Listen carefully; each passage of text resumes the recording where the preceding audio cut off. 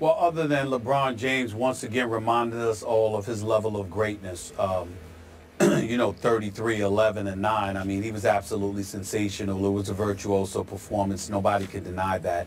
I found myself very disappointed in Oklahoma City Thunder. I found myself very disappointed in Kevin Durant. I know he had 25 for the game, but he was nowhere to be found when it mattered most in the fourth quarter. He couldn't score. And obviously, he's a scoring machine, the likes of which I don't believe we've ever seen. When you consider how he's 6'10", with a 7'6" wingspan, with a handle, could pull up from 30, all the things that LeBron James has said about him in the shoot-around the morning of the game. Absolutely, positively true. He's that electric, he's that spectacular, and you would expect to see him show up in those big moments, particularly going up against LeBron James, and once again, it has not happened. I also found myself disappointed in Oklahoma City Thunder, my pick to come out of the Western Conference, because LeBron James and the Cleveland Cavaliers beat you with Kevin Love having a relatively anemic game, only 4 of 10 shooting, he finished with about 10 points. I mean, for a $100 million player, I need more from Kevin Love than that, but he didn't give you but so much. Iman Shumpert didn't play. Kyrie Irving didn't play. Mo Williams didn't play. So LeBron James goes out there with the Mozgovs of the world and the J.R. Smiths of the world. Let's not forget Tristan Thompson and that rebounding demon that he was and is. I think it was like 11 of his 15 rebounds were on the offensive boards. I mean, you can't say enough about the job that he did. But Oklahoma City is too gifted. And in a game of basketball, to have two resident superstars and to have a guy who's big time like Serge Ibaka, and you can't win a game like this, I'm not going to overreact because it's the regular season, but I just expected more. And Kevin Durant obviously was sensational with some of the things that he did in the first half, and that move a la Dr. J up and under was absolutely beautiful to see. But in the end, when money time arrived, LeBron James showed up. Russell Westbrook had scored like 9 or 10 straight. He showed up, but Kevin Durant wasn't there. And so I looked at it from that perspective, and I said, you're going to need to do more if you're going to win the chip. Got to get aggressive. Time's up. It's time. He's been around long enough. They've been around long enough. Scott Brooks lost his job because they weren't able to get it done. Billy Donovan is there in an attempt to get it done. Let's do this. You're that gifted of a team. You're that gifted of a player. You can't disappear in the fourth quarter when LeBron James is on the other side of the ball. I agree with half of your takeaway.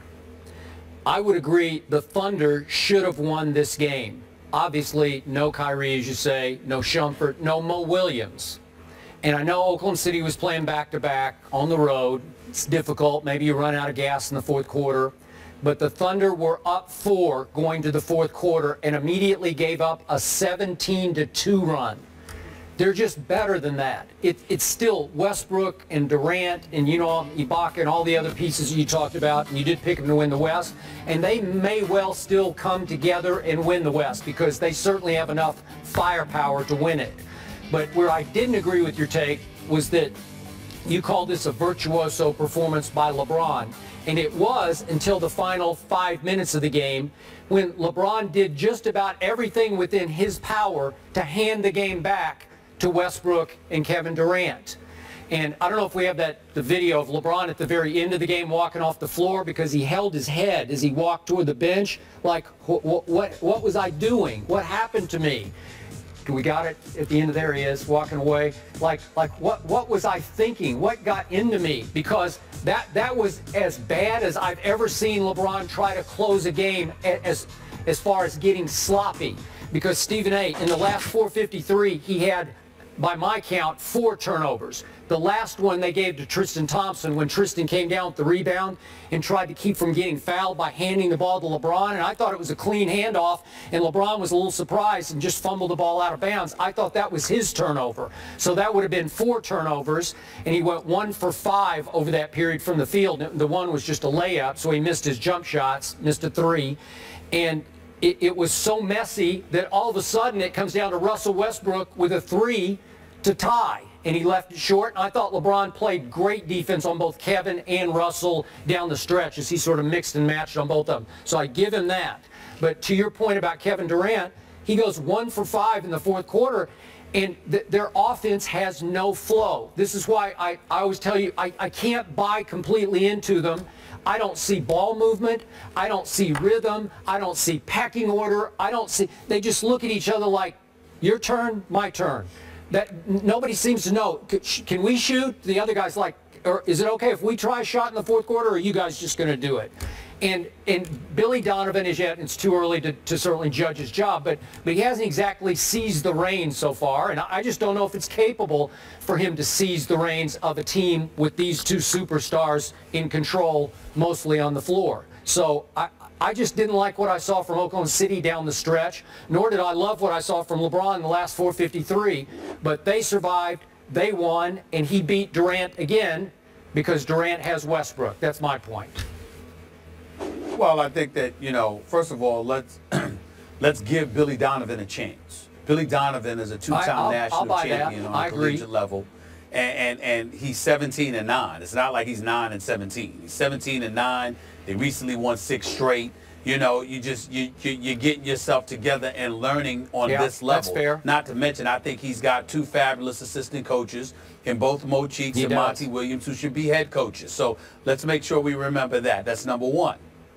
Number 2, again, when we look at the game of basketball, if you told anybody that you could have 2 superstars on your team and your third wheel is somebody the likes of a Serge Ibaka, most guys would take that.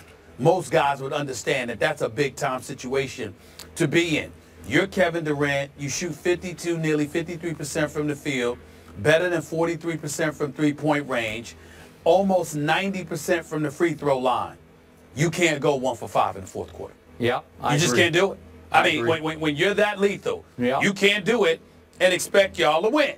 So this is what it is. And then you add that extra motivation. Once again, when we talk about a Russell Westbrook, you know, to a lesser degree, a Carmelo Anthony, you might lose, but Carmelo Anthony going to go at you.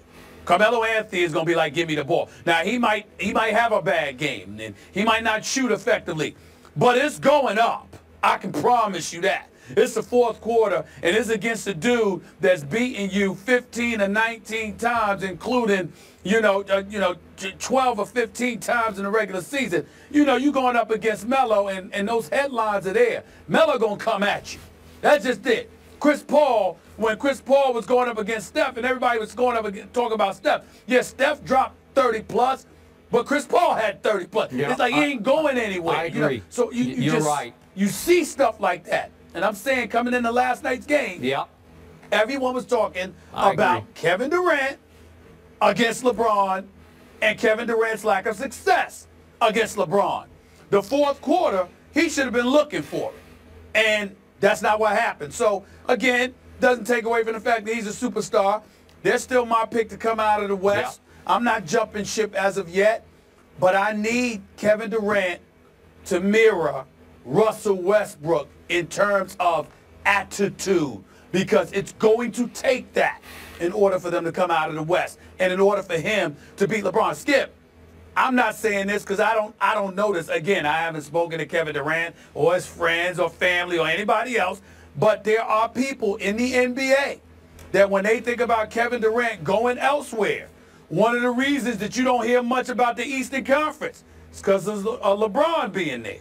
I mean, this is the kind of stuff people say. Now, whether it's true or not, who knows? But some of his contemporaries have uttered this stuff.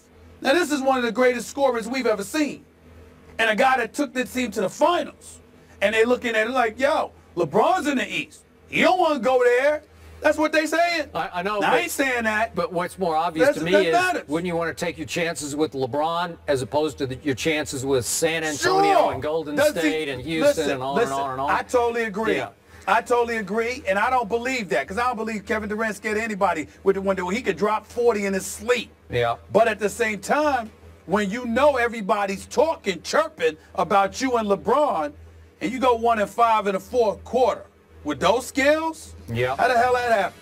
Yeah, I agree. Can I make one last point just to be fair? Just to be fair to LeBron, as he unraveled down the stretch, remember with 3:07 left, he did accidentally crash into Jason Day's wife Ellie in courtside seats. Yeah. And it might have. I'm going to give him this break here because maybe he was a little distracted by it. Maybe it shook him up a little bit because play had to stop. Because none of She us went knew. away in a stretcher. Yep. Y'all remember, nobody knew. No one knew she was okay until after the game was over and they were in the locker room and they got word from the hospital that she was fine. Up until that moment, nobody knew that, and you obviously don't wish that on anybody. And I mean, LeBron's 6'8", 250, man.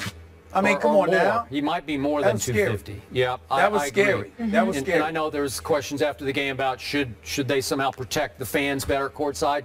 We don't see this that often, and I don't think I've ever seen one worse than that. Have you?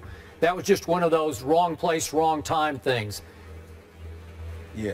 Well, it was like the imagination because when he fell back, you see people tumble over. Yeah. What was scary about that is that it looked like not only did he fall into her, but that he landed on her when his body fell back. Yeah. So because of it, that's what made it scary. You just imagined him crushing her. Yeah. And that's what made it scary. And those seats are a couple of feet below the floor level, so he's coming down on top. On her. Yeah.